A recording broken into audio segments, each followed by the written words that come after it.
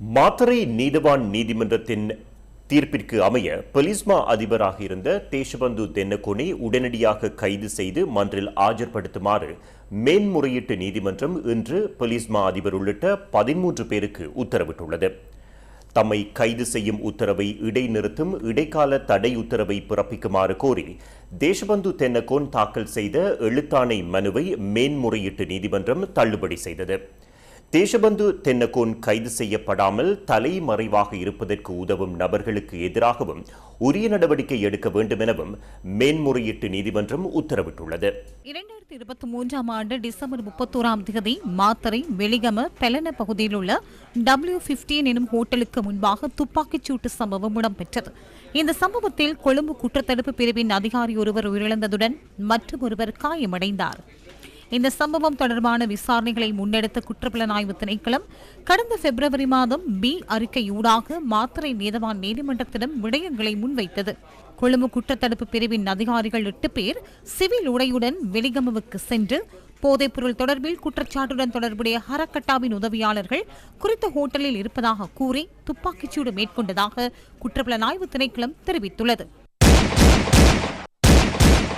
பின்னர் நடமாடும் கண்காணிப்பு நடவடிக்கையில் ஈடுபடும் வெலிகம போலீஸ் உத்தியோகத்தர்கள் மற்றும் விசேட அதிரடிப்படையினர் 2 சம்பவ இடத்திற்கு சென்றதுடன் துப்பாக்கிச் சூட்டை மேற்கொண்டு தப்பிச் சென்ற கொழும்பு குற்றத்தடுப்பு பிரிவு அதிகாரிகளின் வேன் மீது துப்பாக்கிச் சூடு நடத்தியுள்ளனர்.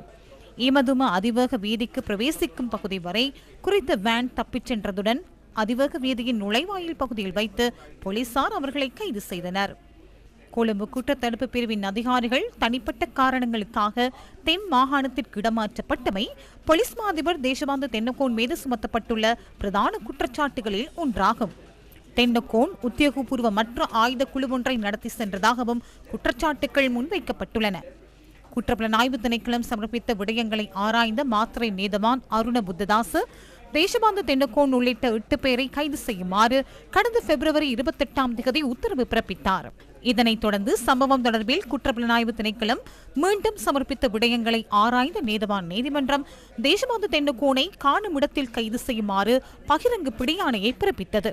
இதேவேளை போலீஸ் மா அதிபர் தேசபந்து தென்னகோன் கடந்த மார்ச் 7 மேன்முறையீடு நீதிமன்றத்தில் எழுத்தாணை மனுவை தாக்கல் செய்து மாத்தறை நீதவான் நீதிமன்றத்தின் உத்தரவை இடைநிறுத்தி இடைக்கால தடை உத்தரவை பிறப்பிக்குமாறு கோரியிருந்தார். மனு இன்று 2வது நாளாகவும் மேன்முறையீட்டு நீதிமன்றத்தின் தலைவர் நீதிபதி முகமது லஃபார் தாகிர் மற்றும் சரத் திசாநாயக்க ஆகியோர் முன்னிலையில் பரிசீலனைக்கு எடுத்துக் கொள்ளப்பட்டது. மனுதாரரான தேசபந்து தென்னகோன் சார்பில் ஆஜரான ஜனாதிபதி சட்டத்திரணி ரோமேஷ் டி சில்வா நகர்த்தல் பத்திரம் ஒன்றை சமர்ப்பித்து மாத்தறை நீதவான் நீதிமன்றத்தில் தாக்கல் செய்யப்பட்டுள்ள வழக்கின் முழுமையான பிரதி கடந்த வெள்ளிக்கிழமையன்றே தமக்கு கிடைத்ததாக கூறினார். அதனை இன்று முற்பகல் மேன்முறையீட்டு நீதிமன்றத்தில் சமர்ப்பித்து மனு தொடர்பில் மீளவும் விடயங்களை முன்வைப்பதற்கு கால அவகாசம் தேவை என ஜனாதிபதி சட்டத்திரணி குறிப்பிட்டார். இந்த கோரிக்கைக்கு சட்டமாதிபர் சார்பில் ஆஜரான மேலதிக சாலிசிட்டர் ஜெனரல் திலீப பேரிஸ் கடும் ஆட்சேபனை தெரிவித்ததுடன் கடந்த மார்ச் 12 2 மணித்தியாலங்களுக்கு மேல் இரு தரப்பினரதும் விடயங்களை ஆராய்ந்த நீதிபதிகள் குழாம் மனு தொடர்பிலான தீர்ப்பை இன்று வழங்குவதாக திகதியிட்டிருந்ததாகவும் சுட்டிக்காட்டினார். இந்த நிலையில் முறைப்பாட்டாளர் தரப்பு நகர்த்தல் பத்திரம் ஒன்றை தாக்கல் செய்கின்றமை அநீதியானது எனவும் மேலதிக சாலிசிட்டர் ஜெனரல் கூறினார்.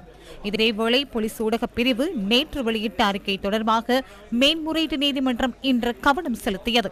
இந்த குற்றச்செயல் தொடர்பாக கொழும்பு குற்றத்தடுப்பு பிரிவின் அப்போதைய அதிகாரி உள்ளிட்ட 6 அதிகாரிகளை விசாரணைகள் நிறைவு பெறும் வரை கைது செய்வதில்லை என 2 தரப்பினரதும் சட்டத்திறனிகள் மேன்முறையீட்டு நீதிமன்றத்தில் இணக்கம் தெரிவித்திருந்ததாக அந்த அறிக்கையில் குறிப்பிடப்பட்டிருந்தது.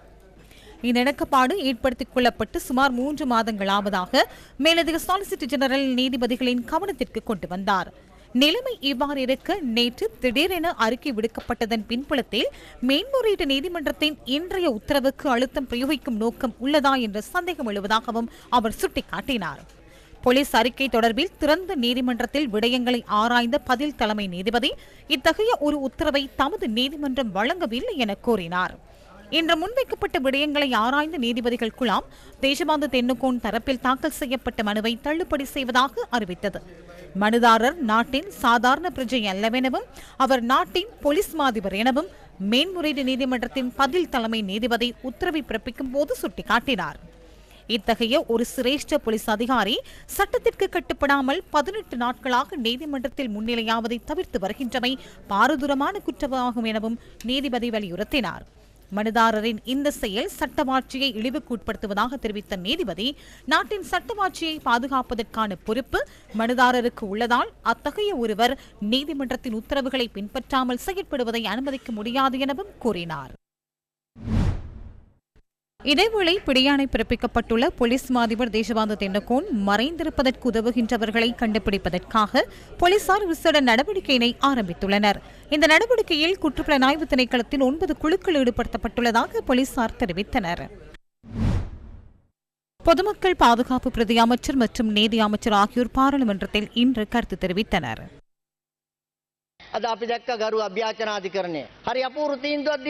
மேன்முறையீட்டு நீதிமன்றம் சிறந்த தீர்ப்பொன்றை வழங்கியுள்ளதை நாம் கண்டோம். நாட்டின் வரலாற்றில் முதற் தடவையாக போலீஸ் மா அதிபர் ஒருவரை உடனடியாக கைது செய்து நீதிமன்றத்தில் ஆஜர்படுத்துமாறு நீதிமன்றம் உத்தரவிட்டுள்ளது.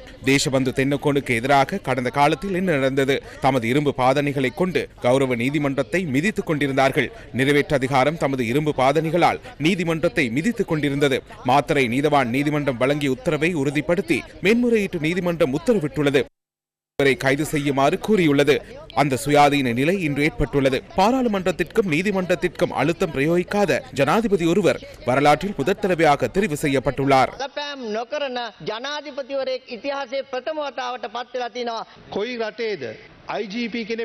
இந்த நாட்டில் போலீஸ் மா அதிபர் ஒருவர் மறைந்திருந்தார்.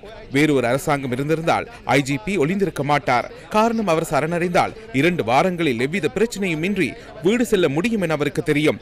எனினும் எமது அரசாங்கத்தின் கீழ் சரணடைவதற்கு அவர் விரும்பவில்லை. என்னை கைது செய்ய வேண்டாம் என கூறி எழுத்தாணை மனுவை தாக்கல் செய்திருந்தார். எமது அரசாங்கத்தில் திருடர்களுக்கு, மோசடிக்காரர்களுக்கு சந்தர்ப்பம் இல்லை என்பதை அவர்கள் அறிவார்கள். எமது நாட்டில் சட்டம் அனைவருக்கும் பொதுவாக நடைமுறைப்படுத்தப்படுகிறது. இந்த சந்தர்ப்பத்தில் அவரை கைது செய்ய வேண்டிய நிலை அமைச்சர் வட்டகளவின் அமைச்சுக்கு ஏற்பட்டுள்ளது.